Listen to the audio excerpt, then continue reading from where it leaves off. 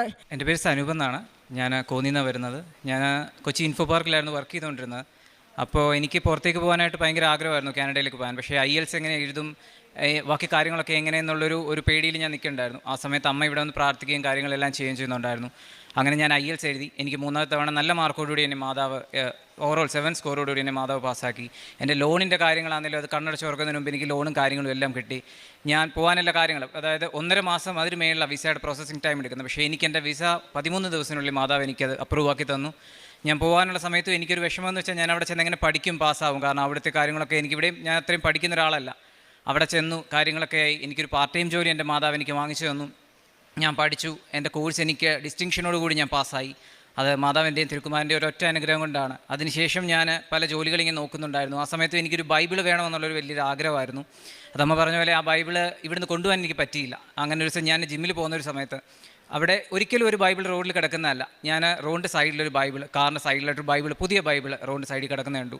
ഞാനപ്പോൾ അത് ചെന്ന് എടുത്തപ്പോൾ അത് പുതിയ ബൈബിളാണ്. അപ്പോൾ അത് ഇനി ആരെങ്കിലും വണ്ടിയിൽ നിന്ന് പോയതാണോ എന്താ, എനിക്കൊരു കൊണ്ടുപോകാനൊരു മടി. ഞാനവിടെ കുറച്ച് നിന്നു. ആ വണ്ടിയിലൊക്കെ നോക്കിയിട്ട് ആരുമില്ല. അപ്പോൾ ഒരു വേറൊരു കനേഡിയൻ പുള്ളി വണ്ടിയിലുണ്ടായിരുന്നു. ഞാൻ വിളിച്ചു. പുള്ളി ഇറങ്ങി വന്നു. പുള്ളി അവിടെ ചുറ്റിനും നോക്കിയിട്ട് എൻ്റെ അടുത്ത് പറഞ്ഞു, ഇത് നിനക്കുള്ളതാണ്, നിൻ്റെ കയ്യിൽ ഇത് വെച്ചോ എന്ന് പുള്ളി എൻ്റെ അടുത്ത് പറഞ്ഞു. പിന്നെ ഞാൻ പുള്ളിയെ കണ്ടതുമില്ല. അതെനിക്ക് വലിയൊരു അത്ഭുതമായിരുന്നു. ആ ബൈബിൾ എൻ്റെ കൂടെ ഉണ്ടായിരുന്നു. എല്ലാത്തിനും പ്രാർത്ഥന, എനിക്കൊരു ധൈര്യം തന്നെയായിരുന്നു എപ്പോഴും അത്. അതിനുശേഷം അവിടുത്തെ കാനഡയിലെ ഏറ്റവും വലിയൊരു കമ്പനിയാണ് ടൊയോട്ട മോട്ടോർ മാനുഫാക്ചറിങ്, അത് TMMC എന്ന് പറയും. ടൊയോട്ടയുടെ മാനുഫാക്ചറിങ് പ്ലാന്റാണ് അവിടെ കിട്ടാൻ ഞങ്ങൾ എല്ലാവരും ഒരേപോലെ അപ്ലൈ ചെയ്യുന്നതാണ്. എല്ലാവർക്കും കയറണമെന്നൊരു വലിയൊരു ആഗ്രഹമാണ്. കാരണം അതേപോലൊരു കമ്പനി വലിയൊരു റെപ്യൂട്ടഡ് ആയിട്ടുള്ള കമ്പനിയാണ്.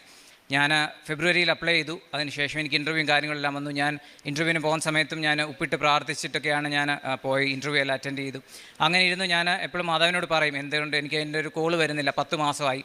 പിന്നെ ഞാനും അത് മറന്നു. അങ്ങനെ ഒരു ദിവസം ഞാൻ ഒരു ബുധനാഴ്ച രാവിലെ ഞാൻ കോള് വന്നിട്ടാണ് എണ്ണീക്കുമ്പോൾ ഇവർ എന്നെ വിളിക്കുന്നു, കാര്യങ്ങളൊക്കെ പറയുന്നു. അപ്പോഴും എനിക്ക് മനസ്സിലാവുന്നില്ല.